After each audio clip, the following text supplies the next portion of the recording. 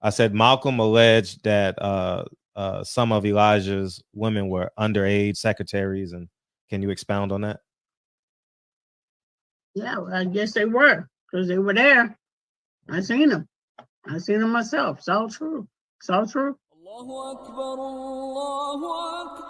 Good evening, messenger.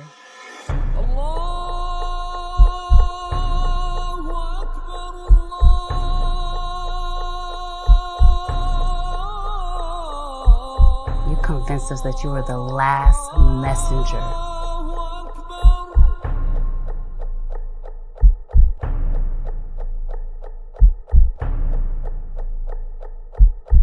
How many other bastard children do you have?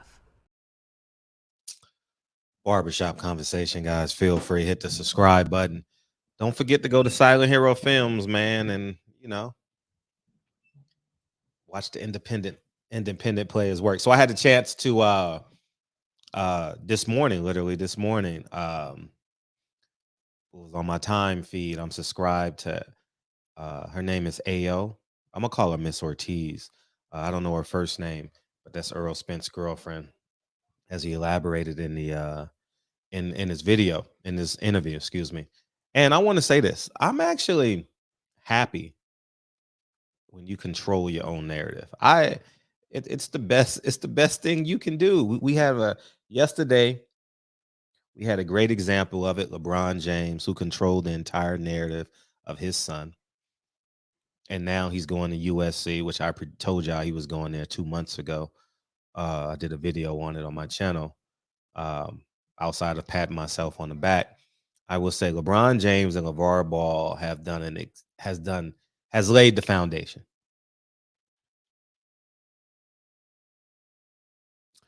And as you can see, what I'm doing with my channel now is I'm allocating it to Lincoln and Kennedy and their journey. And it's gonna be like a reality show now, you know what I mean? And we getting into basketball, and we gonna do all we gonna still do boxing. I still love boxing, and we'll definitely in the next couple of weeks we'll be a lot more involved with basketball. And it's just very, very important that you control your narrative. And the beginning of the interview sounded like a K Camp video. Tell me where you wanna go. I just want to comfortable. That's what I thought when the interview first came on, and they were talking about how much they love each other, and it's just cool to see, man. And they're a beautiful looking couple, man. And I genuinely wish them well. I don't know how old Miss Ortiz is. I think Earl is 33 years old. I wish them well. Hopefully they have more kids. And I'll say this, in case they were wondering. You The one regret I have, if I have a regret, you know, um, is more kids. I started late because I was on the path to success. Dre was in med school. I was building my real estate portfolio, amongst other things. I have other businesses as well that y'all don't know about. And I was just building, working, building, working, building, working, and I had success in my early 30s. I had a Bentley, had $1 million house. Um, I had more money than I could spend in the bank. Dre and I traveled, went to concerts, and just had a great time with life. And I genuinely wish I would have had 5 kids. Yeah, yeah. Um, but I started late. Dre is 45, should be 40. Dre is 42. Dre is 42. I'm 45. And we flirt about the possibilities of more kids. And, Dre is a doctor, and we're very pragmatic in terms of numbers. So being at the age of 42, even though she's in the 1 percentile of her health bracket, which we pride ourselves on as a couple, to be in that 1% health bracket. Um, um, didn't want to take the risk. So no kids are in our future. And Earl, I see you're an awesome father, great father. I watch as many stories as I can. It's beautiful to see, um, and a natural transgression from being a man that wants to, what they say, soil his royal oats, royal, what they saying, coming to America. Yeah, you know, I was him, and uh, to grow into the man, um, the family man, it takes great discipline. And I know I'm mentioning Earl's name, but I would encourage everybody, get your woman young and build. That cured a lot of wrongs in my family. Is me saying I'm going to build. And 23 years later, 2000, 2023, 23 years later, you guys have witnessed the growth, not just financially, but just having family, man. You know, it's it's fun, man. And we're leaving in 50 minutes to go to Lincoln and Kennedy's piano recital. You know, it's just a beautiful, beautiful thing. And I commend the growth. Um, and I wish y'all well. I wish you well. Genuinely wish you well. Um, some tidbits that I want to talk about to help make AO better. If you're an unmarried woman, your right hand should be on the front. If you're a married woman, you sit on that side that you were on. If you're unmarried, you sit on the other side because you don't want to. It's just, that's just status quo. Um, Lighting, because I want her to get better, and being that she has access to all these famous people and successful people, she has a chance to be a very successful podcaster. Um, and you learn this by being a journalist. The lighting, you know, you had white on white, white chairs with a white black drop, and then you're gonna get the shadows. I saw the shadows coming in. Um, just be cognizant of that. And I really enjoyed the interview from a um, information perspective. Thank you for doing it.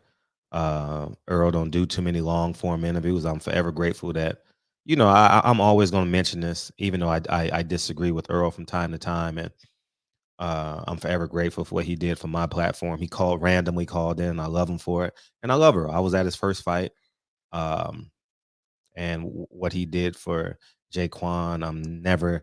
If you talk to me about Earl, even if I disagree with him, because that's not a part of his history, I will always mention that, you know, because it's important that people understand the person that he is. Um, what else? What else? Before I get into the interview. Oh yeah, Earl. It's funny. Y'all don't know this story, but me and Earl know this story. So me and Earl are chilling in front of the Ritz Carlton.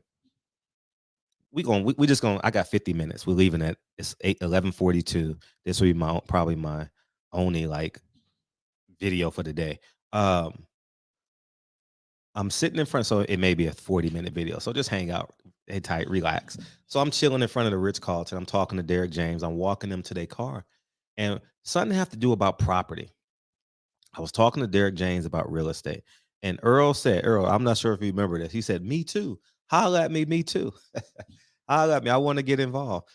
And I don't know if he was joking or serious at the time, but through the years, y'all and Earl have seen me grow just during COVID alone. You know what I mean?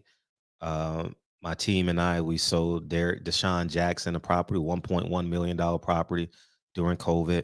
You guys literally saw me build a house from the ground up during COVID. You guys saw me buying apartment building from the ground up. I mean, build a units on it from the ground up. If you follow me during COVID, you've seen all of this. You saw me sell my $1.7 million house to now I have an estate in Los Angeles. I live in a mansion now. So you guys have seen me do all of this, amongst other things too. But those are just the polarizing things. So it's just flattering to see, you know, he and his girlfriend are getting into the real estate game, and it's a beautiful thing to see. I would I it's just beautiful to see, man.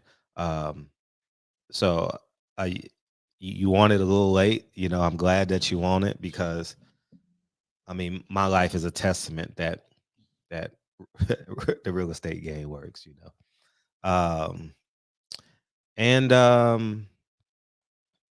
two things. So I would say that you get it late, you get it when you're supposed to, and then in the interview you heard Earl Spence and Terrence Crawford were talking.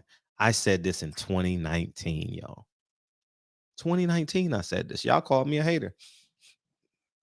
Oh, you hating on Al Heyman? No, in 2018, I realized who Al Heyman was, and then you have reservations about speaking out. Me, I had reservations about speaking out because of the relationships I had at PBC and all this. So I had to build up into it. You know what I'm saying? In 2019, I just said, fuck it. You know what I mean? And uh but uh but yeah, I told them that they need to talk personally. And then when they get their contracts, they need to negotiate their contracts. Um they need to they don't have to let the other people know, but as long as they know what the hell is going on, so they can see it, what the hell is going on, and make sure that they're fairly compensated. Because I understand that Earl has a great relationship with Al Heyman, and rightfully so. He has the right to have one. Um, just know Al Heyman's business is to stay in business. Al Heyman's job is to have fighters long after your career, Earl. So be cognizant of that. That you got to be a little selfish as it pertains to um, what the hell's going on. Now let's get into the interview.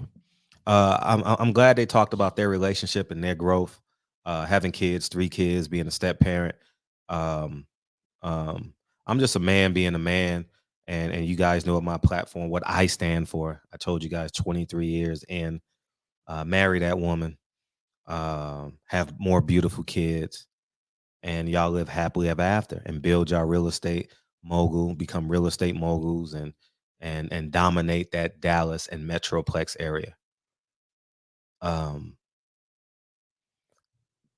I don't care how wealthy you are. The meat and the potatoes of 90% of, was it 90? 90% of millionaires is real estate. Whether they own a business or whether they own residential or commercial property. Um, it's real estate. All right. And now there's something called cyber real estate, you know what I mean, where you have a cyber footprint and you're doing cyber classes and all that. I'm not the expert on that, but I see it going on my Instagram. But that's the strong, that's gonna hold you, and I genuinely wish y'all well. You said you haven't seen a return on it. Keep working, you will. I don't know what you're investing in. Good luck. Hopefully you have experts on the scene, and you guys are doing your due diligence in terms of your research. Um, like I'm very detailed. Like I'll show you right here.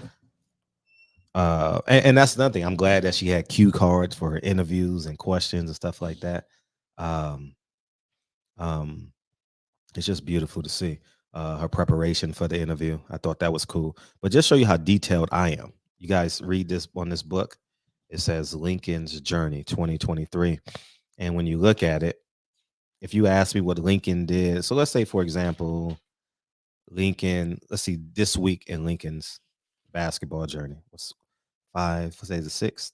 So 5-1. Look, 5-1. You guys see it? I'm very detailed. You know what I mean? They call me crazy, but I'm very disciplined. You know what I mean? I write down everything Lincoln does in his workouts. It will be until the day I hand him off to a college coach. I may even be the college coach, for that matter, Um, but you got to be very detailed in life. And that's why I am successful now. This is why I have no middlemen. You know what I mean? And everything we do, from what we eat to what we you guys gonna see in the summertime when I'll be documenting it on YouTube and stuff like that. Because that's what I'm allocating this platform to. And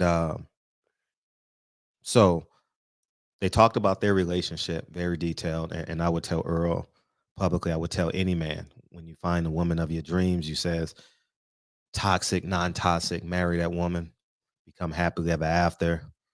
Do what you need to do in terms of your prenup because you were wealthy before her. And whatever you guys build is whatever you guys build. That's just me from day one. You know what I mean? Um, I like the fact that it had a great presence of calmness and fatherhood. I thoroughly enjoyed that. I liked how she she in so few words capsulated Earl's bullshit. We all got bullshit in us. I've been very open about my bullshit on this platform. No secret. That's why I can say what I want, do what I want, because you can't knock on my door and say, Dre, Fred did this. As I'm with my door wide open doing an interview, and Dre. She's upstairs doing with the kids or something. But yeah, my door is wide open. I don't have to hide or do anything. So you can't knock on my door and say, Fred did this, Dre. It ain't happening. You understand what I'm saying? I genuinely enjoyed the transparency. It was beautiful to see. I like how he owns up to it. He's very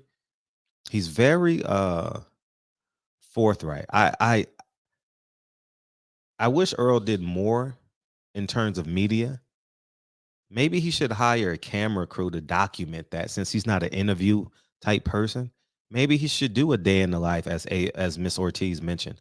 I can't wait for her to be Mrs. Ortiz. You know what I mean? You know what I mean? I just root for family, dog, because I know um, your last name is the most important team or group you should be a part of. Uh, and I've always stood on that. That's why I've been independent this whole journey as it pertains to this media circuit. And I moved independently. And if you know me, you know that I've turned down millions of dollars to be a part of another group, to be able to wear another logo on my polo, but I just chose not to. Um, um, what else? What else? Um, So yeah, I love how Earl is forthright, very telling, very calm, very deliberate. Um, he should just start doing day in the life videos, because you got to start promoting that Earl Spence Terrence Crawford fight, because you got to do the numbers. You got to get the money. You got to get the money for your generational fight.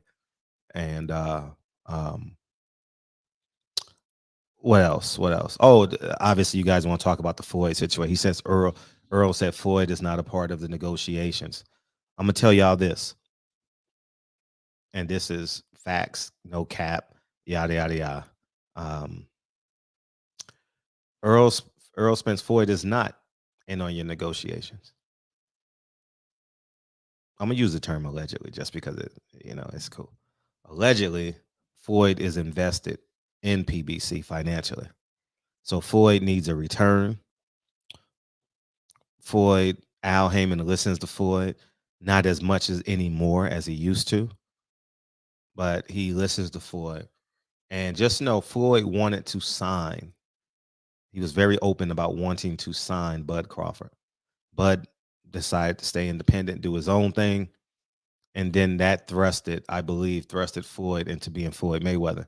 Floyd Mayweather probably um, um, is speaking to delay the fight, is speaking to speak against Earl Spence, is speaking to delay Terrence Crawford because he's not a part of it. You see how he physically impeded on Tank Davis. Shows up the fight day like a father that finally shows up at the high school graduation.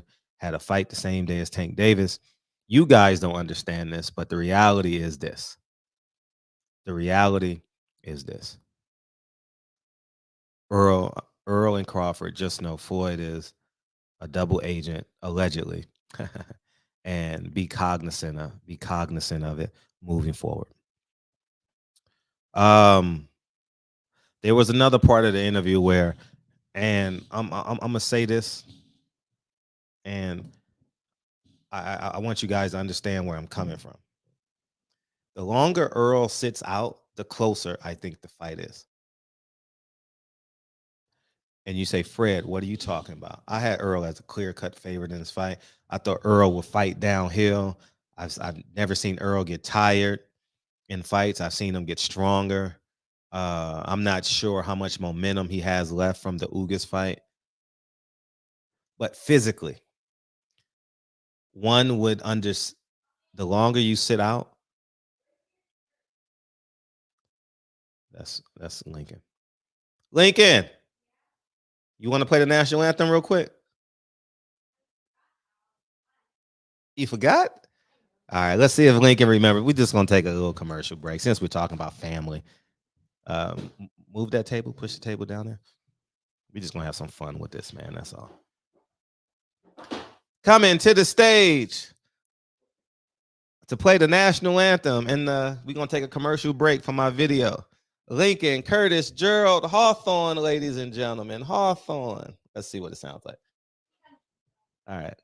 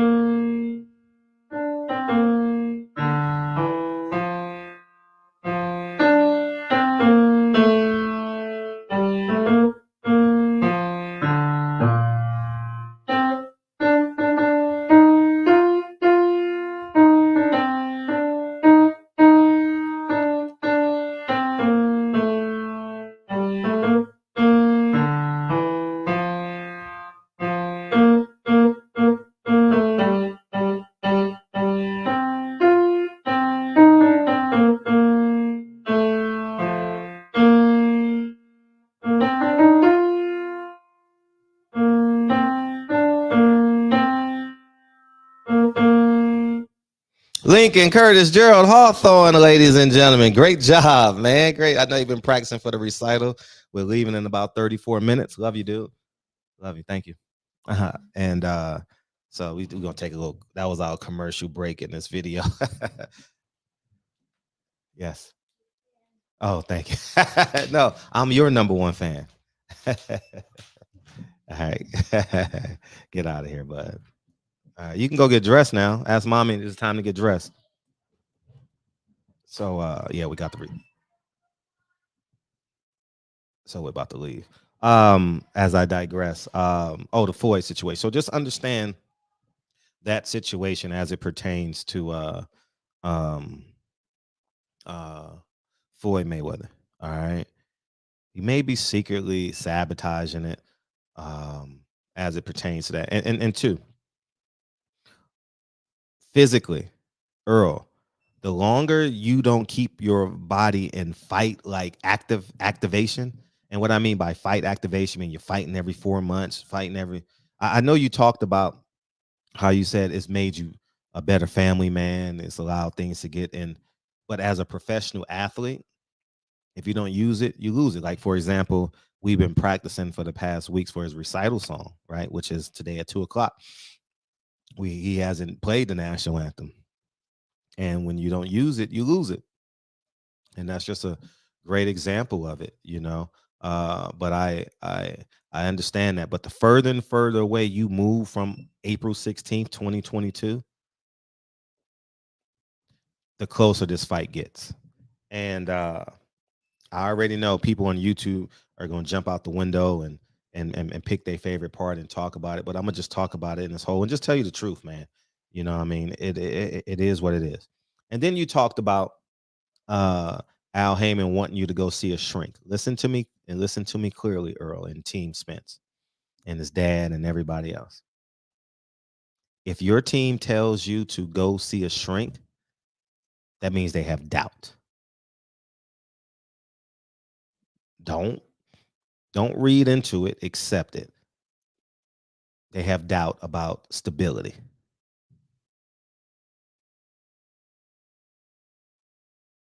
That's just the reality of this. And when you said that's the fight that you want, and when I look at the realities of things, when you see how how Tank Davis and Ryan Garcia fight was made, they made that fight Al Heyman made that fight because he genuinely believed that Tank could beat Ryan Garcia, and they could place these stipulations on him to make him to give him the complete competitive advantage that ultimately attributed to Ryan Garcia's demise, in addition to Tank's um, greater talent. Um, uh, yeah. Uh, so that's where I stand on that. They don't believe, Earl, listen to me and listen to me clearly. I have no horse in the race. I'm not going to call you for a free ticket. I'm not going to call you for an interview. I'm not going to reach out to you. I don't want nothing from you.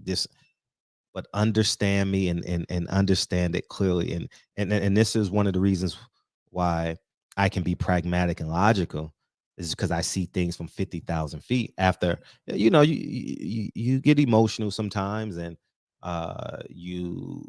but outside of that, you see it from 50,000 feet, and that gets you to the truth quicker and more concentrated. If you've been negotiating this fight for 14 months and you say you want this fight, Caleb Plant and David Benavidez wanted that fight. Ryan Garcia wanted that fight. Caleb Plant, Canelo wanted that fight. It was made. Gary Russell wanted Leo Santa Cruz. The fight didn't happen because Al Heyman believed that he would rupture the artery to his Mexican fan base on the West Coast. Gary Russell would have obliviated. That's what he believed. That's why the fight wasn't made, and that's why you saw Leo Santa Cruz introduce Carl Frampton. You saw all these fights with Leo Santa Cruz the same way they did the 154-pound guy in 2023, but he was upset. Fundora. Understand this. Al Heyman does not have full 100% confidence that you can beat Terrence Crawford. I didn't say you. I didn't say your team, because if it's taken April, May, so we're in June. So you move forward. So we're literally 14 months removed from your fight. 13 to 14 months, right? Because the fight can't get made this month. So you move it to 14. So 14 months removed, and they still haven't made the fight that you want. Listen to what I'm saying. The fight that you want, fight can't get made. Al Heyman doesn't have full faith that you can beat him, because if he did, guess what he would do? Would make the fight. There will be some concessions on both ends, maybe a bigger ring, maybe it's not going to be a catch weight because it's for undisputed, and there's no 10-pound requirement because it's a unification bout. IBF can't do that. So it's a benefit to Errol Spence that he doesn't have to have the 157-pound in the morning, because as Errol Spence say, it's hell making 147, right? Trust me, they put you in the ring with Danny Garcia, as you say, you're between 60 and 80%, but they won't put you in with Terrence Crawford. I'm just saying. This is the truth. And in 5 years, I'm going to, like everything else, like the real estate, like you talking to Terrence Crawford, I'm going to be right in 5 years, guys. 100%. I'm going to be right. And you're like, Fred, man, you were right, man. It's, yeah, I would suggest that y'all make the deal on your own and then take it. I'm gonna keep it a buck. Look, like the details of it, like whose name should go on the banner first. What split are we doing? Joe Frazier, Muhammad Ali did it. They did it. No belts on the line. Thriller Manila. Correct me if I'm wrong, historians, right?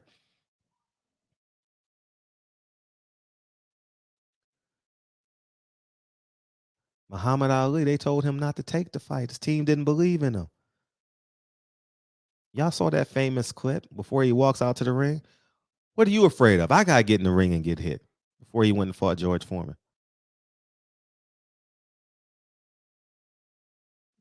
It don't take 14 months to make a fight. They don't believe in you, Earl. You believe in yourself. Your dad believes in you. Your mom believes in you. I think this fight is now, and I'm going off just the Ugas performance. I think it's a 52-48 fight now. I think Crawford has more dexterity. I don't think Crawford will fight on his toes in this fight because he has an ego. He wants to stop Earl. He has all these voices and these Twitters and these Instagram posts and YouTube videos in his head. He want to stop Earl. And so Terrence Crawford will not fight on his toes. He will fight in the pocket for at least a third of this fight. And I think that's where Earl will have the huge advantage. And I think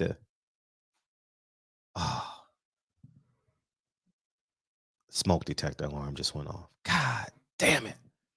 When you got 20-foot ceilings, dog. 25-foot ceilings. God damn. Hopefully it's on the second floor. Anyways. Lincoln. Was that the smoke detector? Yeah, it was.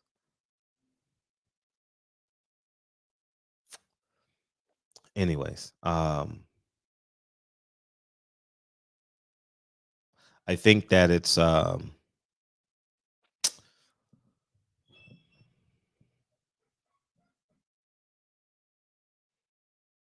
you just got to make Earl, you got to go in his office or FaceTime or do what you need to do. Fly out to LA.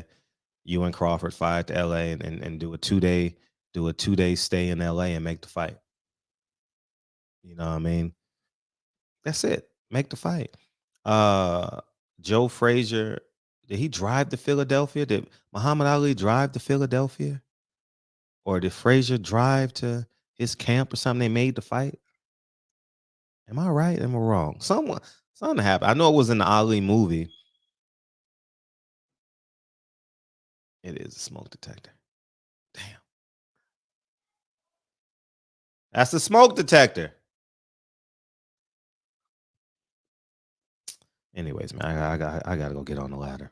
So, anyways, man, that smoke detector sound is annoying. Anyway, so that's where I'm at with that. I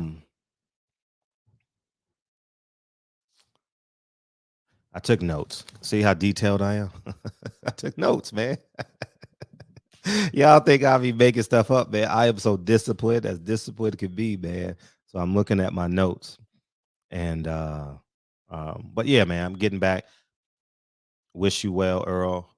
I have it a 52-48 fight. I think the fight is way closer than it was 3 years ago. I mean, 4 years ago, 3 years ago, I had Earl stopping this kid. Now I think it's closer to a 50-50 fight. Earl's been out of the ring 14 months. Terrence fought in December. The fight's a closer fight. I'm rooting for Earl. We'll see. Got to make the fight. So that's where we're at. That's my summarization of the. Let me tell you guys where you guys can find it, because I pray to God that smoke detector is in the kitchen. Oh man. Let me tell you where it's at, because I'm not sure many of you guys have been to her Instagram. I mean her YouTube channel. Let me get the name of it real quick. It's called On the Rocks with AO. On the Rocks with AO. I repeat, On the Rocks with AO. So go watch her video. Go subscribe to her channel. And I wish them well as a family, man. I genuinely wish them well. I wish them well in real estate. Welcome to the club. Welcome to the club. So barbershop conversations, man. Feel free to hit the subscribe button. I thought it was very telling. I thought it was very forthright. I don't know why he was ashamed of his teeth. I really, really don't. It makes no sense. You got into a motherfucking car accident, your fucking head hit the damn thing. No one gives a fuck about your teeth. Earl, we glad you alive, man. We glad you alive, man. The hell you talking about? I'm keeping it a buck. Shit, man. That's like a badge of honor. You know what I mean? I survived. You know, nobody ain't worried about that, but we're all human. And that's real. So, anyways, man, I got to go change this battery before we get out of here. Barbershop conversations, man. Maybe I'll come back if I forgot something in my notes that I took. So, you guys literally just saw me take notes on the Errol Spence interview. You guys saw it, right? You guys saw how I take notes. You guys always see how I take notes in the interviews. You guys see how I'm chronicling Lincoln's journey through basketball, and now Lincoln Kennedy will be in this book too. Actually, I put her in here already. I'll show you guys. Y'all think this is a game. I'm disciplined. I work out every day. I read every day. I write every day. Yeah. So yeah. Look at Kennedy's. Look. Kennedy's first workout. You see it right there on the page. Kennedy's first workout. Barbershop conversations, man. Y'all go ahead and have a great day, man. Be a disciplined person. Now you guys got an understanding of why I'm so disciplined and so forthright and don't care what's on the left, don't care what's on the right. Just keep doing what you're doing every day, and you will put forth great results. If you invest $1 and you make $2, invest $2 and make $4. All right, just repeat the process. Repeat. Let me go change this battery. Barbershop conversations, man. Feel free to hit the subscribe button. I'll talk to you guys soon. Peace.